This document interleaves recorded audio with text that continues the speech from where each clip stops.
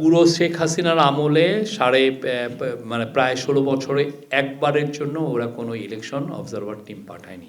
উনি বলছেন, আইবার সিজাব বলেছেন যে উনি সর্বত্র পজিটিভ ফিলিং, ইলেকশন নিয়ে পজিটিভ ফিলিং, এনথুসিয়াজম দেখছেন। কারণ হিসেবে উনি বলেছেন আগের 3টি পার্লামেন্টারি ইলেকশন ক্রেডিবল হয়নি।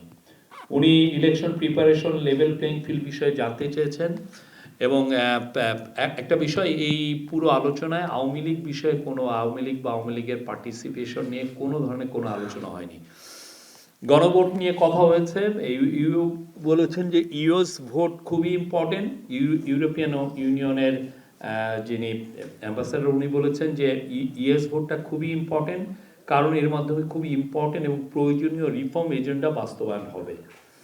আর আইবার সিজাব আবার বলেছেন যে ইলেকশন অব মিশন, তাদের যে ইলেকশন অবজারভার যে মিশন, এটা এখন দেশের সর্বত্র ছড়িয়ে পড়বে। ওরা সব জায়গাগুলোকে মনিটর করবে। তারা ইলেকশন বড় বড় পলিটিক্যাল পার্টির সাথে কথা বলবে, অন্যান্য স্টেক হোল্ডারদের সাথে কথা বলবে। আমাদের চিফ অ্যাডভাইজার বলেছেন যে, চিফ অ্যাডভাইজার প্রফেসর ইউনুস বলেছেন যে উনি ইউরোপিয়ান ইউনিয়নকে আশ্বস্ত করেছেন যে ভোট, আগামী যে ইলেকশনটা এবং গণভোট খুব সুচারুভাবে সম্পন্ন হবে। এটা ফ্রি, ফেয়ার, ক্রেডিবল, পিসফুল এবং এটা একটা ফেস্টিভ ইলেকশন হবে।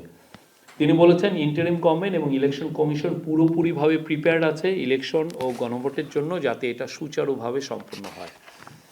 চিফ অ্যাডভাইজার বলেছেন লেভেল প্লেইং ফিল্ড প্রত্যেকটি রাজনৈতিক দলের জন্য সমান থাকবে। এটা নিয়ে উনি কোনো সমস্যা দেখছেন না। তিনি বলেছেন এটা তেমন কোনো সমস্যা হবে না।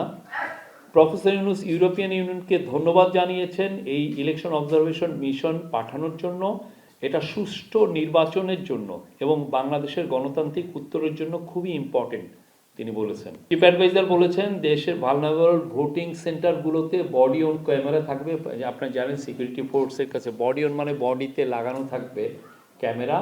ওইটা দিয়ে মনিটর করা যাবে যে কোথাও কোনো ট্রাবল হচ্ছে কিনা, কোনো ধরনের কোনো ল অ্যান্ড অর্ডার সিচুয়েশন কোথাও ডিটোরিয়েট হচ্ছে কিনা। এবং এটা একটা সেন্ট্রালি একটা অ্যাপের মাধ্যমে যুক্ত থাকবে। ফলে সেন্ট্রালি উপজেলা, জেলা, ডিভিশন এবং একদম ঢাকার থেকেই খুব সহজে মনিটর করা যাবে কোথায় কি হচ্ছে। সব সেন্টারে সিসিটিভি থাকবে। এর ফলে খুব দ্রুত ট্রাবল মেকারসদের আইডেন্টিফাই করা যাবে। এবং সাথে সাথে আপনি জানেন যে মিলিটারি থাকবে স্ট্রাইকিং ফোর্স হিসাবে, র্যাপিড রেসপন্স স্ট্রাইকিং ফোর্স হিসেবে থাকবে। তারা তখনই র্যাপিড রেসপন্স করতে পারবেন। আর ইএস ভোটের বিষয়ে চিফ অ্যাডভাইজার বলেছেন যে ইন্টারিম গভর্নমেন্ট ইএস ভোটের জন্য ক্যাম্পেইন করবে এবং করছে এবং এর বিষয়ে অ্যাওয়ারনেস বিল্ড আপ করবে।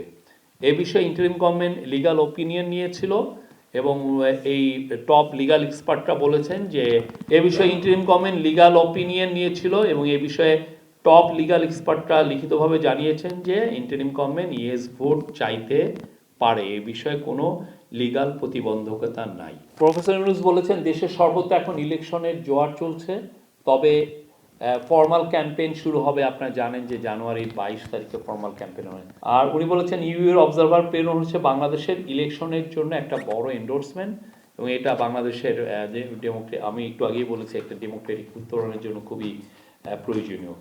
ইলেকশনের জন্য উনি বলেছেন যে মেজর চ্যালেঞ্জ হচ্ছে সোশ্যাল মিডিয়া থেকে যেই ধরনের সোশ্যাল মিডিয়া ব্যবহার করে আপনি জানেন যে খুব ম্যাসিভ মিসইনফরমেশন, ডিসইনফরমেশন ছড়ানো হচ্ছে এবং এখানে এইটা দিয়ে অনেক ক্ষেত্রে ভায়োলেন্স ইনস্টিগেট করা হচ্ছে।